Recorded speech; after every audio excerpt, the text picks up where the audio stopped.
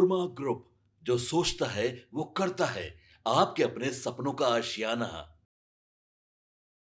नमस्कार, एक बार फिर से आपका बहुत बहुत स्वागत करते हैं। भारत लाइव आप देख रहे हैं और भारत लाइव में एक बड़ा ट्विस्ट लेकर के हम आपके सामने हाजिर हुए हैं।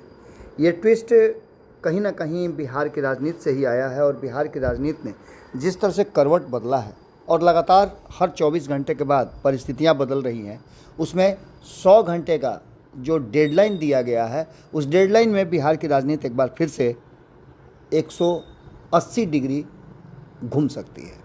हम ये बात क्यों कह रहे हैं, तो सीधी सी बात आप समझ लीजिए कि जहां एक तरफ भारतीय जनता पार्टी नीतीश कुमार की बड़ाई करते हुए थक नहीं रही है, उसे इस बात का इल्म है कि नीतीश कुमार राज्यसभा जा रहे हैं और नीतीश कुमार के राज्यसभा जाते ही भारतीय जनता पार्टी के हाथ में बिहार का बागडोर आ जाएगा। लेकिन विपक्ष भारतीय जनता पार्टी के इस पूरे खेल पर एक नई कहानी शुरू कर चुका है। हम आपको बताते हैं कि सामाजिक न्याय से वैचारिक ध्रुवीकरण तक बिहार की राजनीति कई दौर से गुजरी है और इस दौर में जहां एक तरफ कई राज्यों में कई तरह के उथल पुथल हुए हैं, वहीं बिहार में उथल पुथल तो हुआ है, लेकिन स्टेबिलिटी ये रही है कि नीतीश कुमार अगर इस 20 वर्षों के अधिक उनके मुख्यमंत्रित्व काल में 9 महीने को हटा दें तो नीतीश कुमार ने बिहार में सरकार को स्टेबल रखा है और मुख्यमंत्री की कुर्सी पर रहे हैं।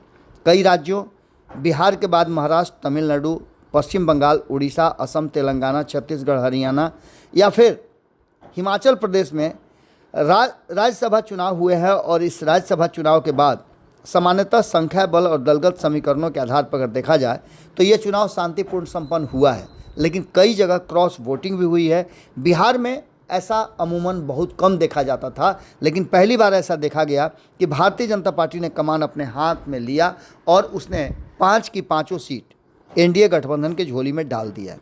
अब इस राजनीतिक संतुलन में भारतीय जनता पार्टी को लेकर के कहा यह जा रहा है कि क्या भारतीय जनता पार्टी अन्य राज्यों की तरह अब बिहार में भी अपना जो सिक्का है या कहा जाए तो अपना स्थापत्य जमा करके और बिहार को अपने हिसाब से चलाएगी। इस बात की जब जब चर्चा होती है और इस पर जैसे ही मंथन का दौर चलता है तो आम जनता को ये बात पचती नहीं है कि नीतीश कुमार के बिना बिहार की कल्पना की जाए। अब इन सभी बातों को लेकर के राजनीतिक विरोधाभास के बावजूद जो बातें भारतीय जनता पार्टी कह रही है नीतीश को लेकर के, तो वहीं दूसरी तरफ विपक्ष ये कह रहा है कि जब नीतीश इतने अच्छे हैं तो नीतीश कुमार को फिर सत्ता से क्यों बेदखल किया जा रहा है, क्यों नीतीश कुमार के से मुख्यमंत्री की कुर्सी छीनी जा रही है और उन्हें सेंटिंग पोस्ट राज्यसभा भेजा जा रहा है। ये तो फैसला नीतीश कुमार का है। अब जबकि नीतीश कुमार की सक्रिय राजनीति से अलग होना पड़ेगा, इसके साथ साथ कई तरह के परिवर्तन भी बिहार में होने वाले हैं। एक तरफ जहां राजनीतिक संरचना, वहीं सरकार के स्तर पर भी बहुत सारे परिवर्तन देखने को रहेंगे। जो राजनीति पिछले 20-21 वर्षों से नीतीश कुमार के इर्द गिर्द घूम रही थी, उसका समीकरण बदलेगा। शक्ति संतुलन और प्रतिनिधित्व को लेकर के कई तरह की बातें सामने आएंगी और इन सभी बातों में अब ये कहा जाने लगेगा कि इस आने वाली नई सरकार का स्वरूप क्या होगा और इस स्वरूप में आगे क्या कुछ होगा। क्या मुरेठा से लेकर के ताज तक का सफ़र सम्राट चौधरी तय करेंगे? ये बात इसलिए कही जा रही है कि सम्राट चौधरी ने नीतीश कुमार की जमकर तारीफ की है और नीतीश कुमार की समृद्धि यात्रा में वो उनके साथ साए की तरह रहे हैं, जिसकी सूचना हम आप लगातार देते रहे हैं। और हमने आपको तस्वीरों और वीडियो के माध्यम से भी दिखाया है कि नीतीश कुमार के 20 साल के शासन को लेकर के किस तरह से सम्राट चौधरी ने उनका गुणगान किया है। वास्तव में नीतीश कुमार को कहा यह जाता है कि वो बिहार के शिल्पकार हैं, लेकिन कई फेज से गुजरते हुए नीतीश कुमार की ये राजनीति अब एक नई दिशा में जाने के लिए तैयार है।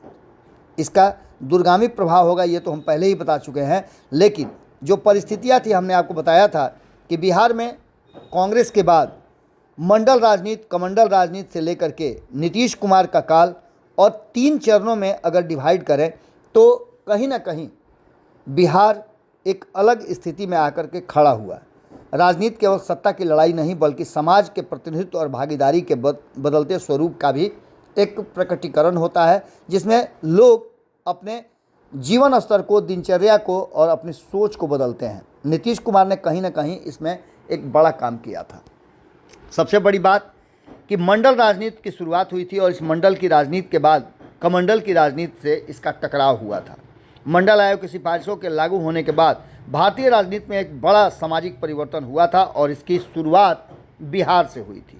लंबे समय तक सीमित हिस्सेदारी रखने वाले पिछड़े वर्गों को राजनीतिक पहचान और अधिकार का अवसर मिला और इसके बाद से उनकी सत्ता में भागीदारी भी बढ़ी। नीतीश भी उसी के उपज है, तो प्रधानमंत्री नरेंद्र मोदी भी उसी से होकर के आए हैं। जो सवर्णों की राजनीति कही जाती थी उस पर पिछड़े वर्गों का कब्जा हुआ। बिहार इस परिवर्तन का महत्वपूर्ण केंद्र रहा। मंडल राजनीति में केवल आरक्षण का प्रश्न नहीं उठाया बल्कि ऐतिहासिक असमानताएं जो थी उसको भी बिहार ने अलग किया और ग्रामीण समाज में लेकर के उनके आत्मसम्मान तक की खास वर्ग की कोशिश की और उसमें कामयाब भी हुई। आपको बता दें कि इसके साथ जातिगत गोलबंदी की राजनीति भी मजबूत हुई, जिसमें क्षेत्रीय दलों का उदय भी हुआ।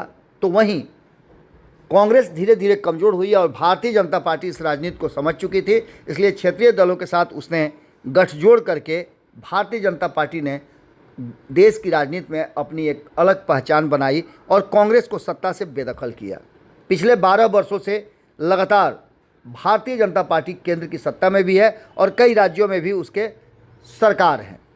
बिहार भी उसी का एक हिस्सा है जहां एनडीए की सरकार है और भारतीय जनता पार्टी नीतीश कुमार के पार्टनर के रूप में पिछले कई वर्षों से लगभग 20 वर्षों में अगर देखा जाए तो 5 वर्ष हटा दे तो 15 वर्षों तक शासन कर चुकी है।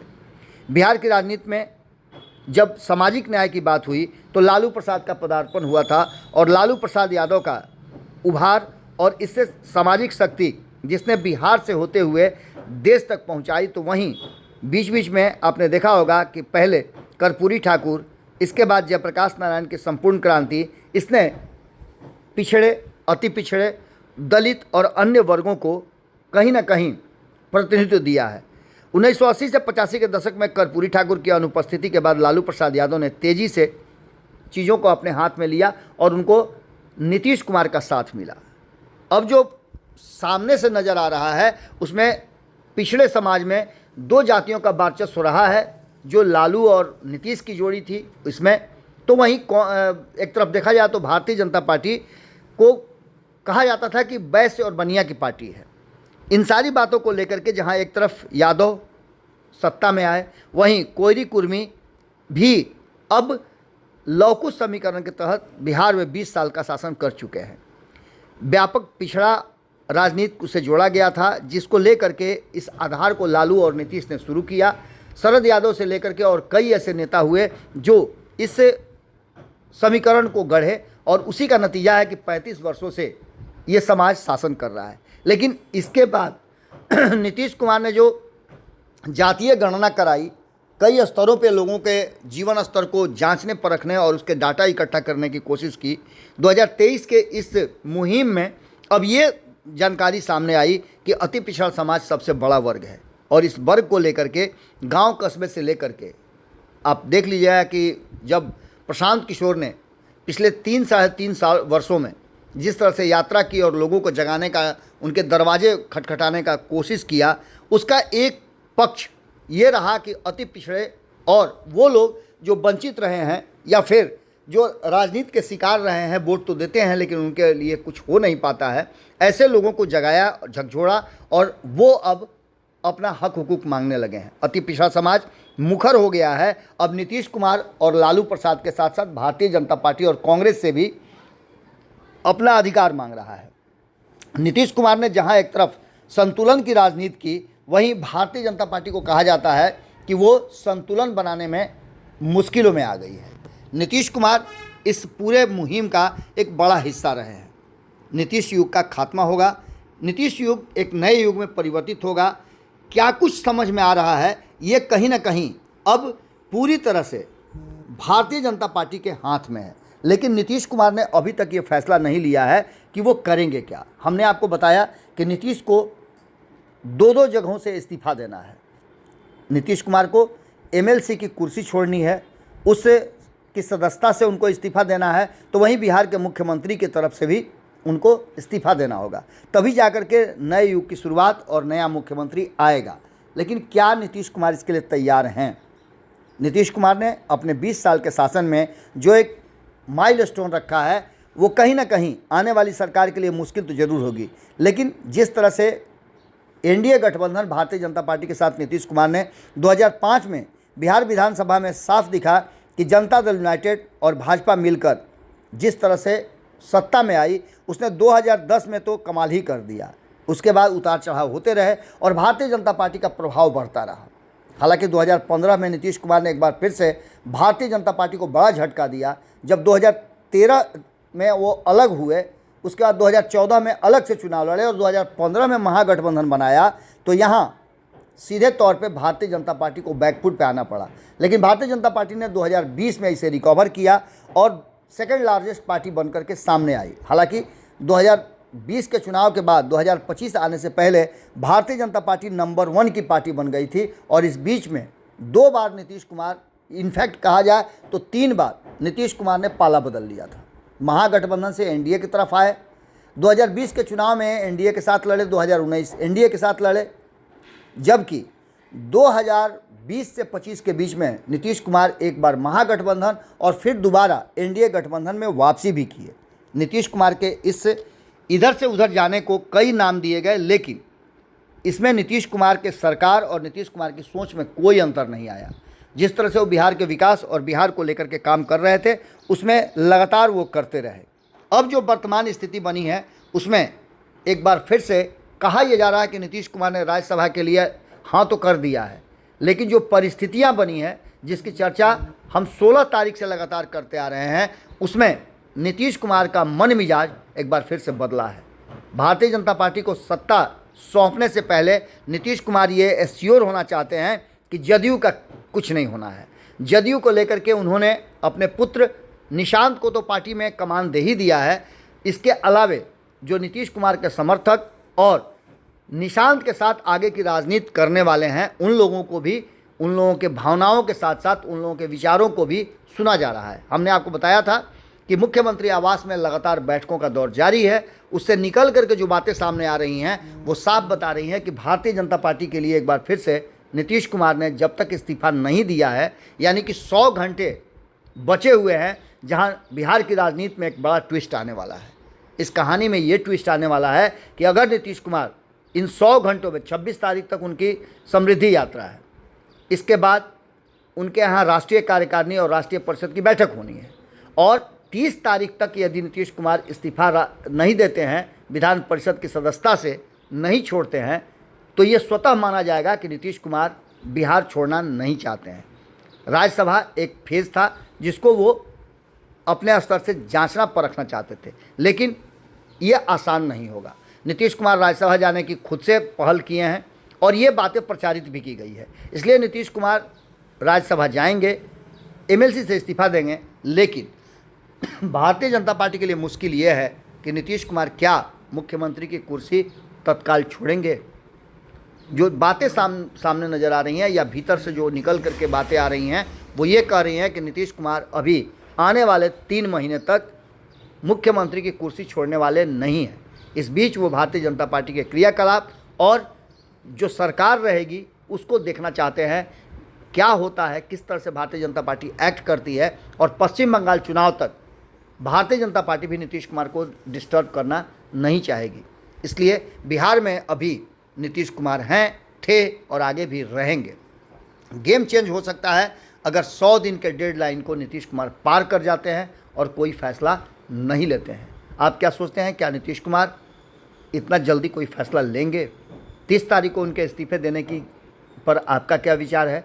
कमेंट बॉक्स में अपनी राय जरूर दीजिएगा। बहुत बहुत धन्यवाद। नमस्कार। आपके सपनों को हमने सजाया है, ई होम्स पैनोरामा को हमने बनाया है। ई होम्स मेरा एक सपना था जिस पे मैं पिछले 4 साल से काम कर रहा था। हमने जो बनाया है वो सबने है माना। ई होम्स पैनोरामा में हो आपका भी आशियाना। और फाइनली हमने 2021 में इस प्रोजेक्ट को लॉन्च किया। बहुत लोग अप्रिशिएट कर रहे हैं कि पूर्णिया जैसे शहर में, बिहार के, एक तो बिहार की बात करें उसमें भी पूर्णिया जैसे छोटे जगह में इस तरह का लाइफस्टाइल देना, ये सुन के हम लोगों को बहुत अच्छा लगता है। ई होम्स में हमने कुछ और भी किया है, जैसे हम जिस जगह में रह रहे हैं हमारे फैमिली सिक्योर हो, उनको सिक्योरिटी का ध्यान में रखा है। आपकी सुविधा और सुरक्षा आपके लिए खास है, ये आपका विश्वास है। इसमें आर्टिफिशियल इंटेलिजेंस का 7 लेयर सिक्योरिटी का हमने इस्तेमाल किया है। लस ग्रीन कैंपस को बनाया है, यदि हमारा बाउंड्री वाल है तो वो वर्टिकल गार्डन है। ये जितनी भी फैसिलिटी होता है एक इंटरनेशनल टाउनशिप में ई होम्स है, ये हम लोग विश्वास नहीं कर पा रहे हैं। जो भी हमारे मित्र दोस्त या जो भी हमारे बाहर के बाहर आते हैं तो हम लोगों को बहुत अच्छा सुनने को मिलता है और बहुत अच्छा क्रेडिट मिल रहा है। वो सारा हमने सिर्फ एक बिल्डिंग नहीं बनाया, हमें एक बहुत अच्छा लाइफस्टाइल दिया ई होम्स में, और मेरा एक सपना था जिसको मैं आज फुलफिल होते हुए देख पा रहा हूँ। ये आपका आवास है। ई होम्स पैनोरामा में अब आपका निवास है। E Homes Panorama, luxurious lifestyle redefined. Panorama group, जो सोचता है वो करता है। अगर ये वीडियो पसंद आई और वह बिहार के राजनीति और बिहारियत से सरोकार रखेनी तो सब्सक्राइब बटन दबा के चैनल के सब्सक्राइब कर ली। ओजे एगो घंटी बा, ओकरा बटन दबा देला से कुल सटीक और मारक खबर रुआ मुफ्त में मिल जाई। अगर रुआ पत्रकारिता के हमनी के नया प्रयोग में सहयोग कर चाहतानी तो ज्वाइन बटन दबा दी। पेटीएम नंबर नोट कर ली 9386816700।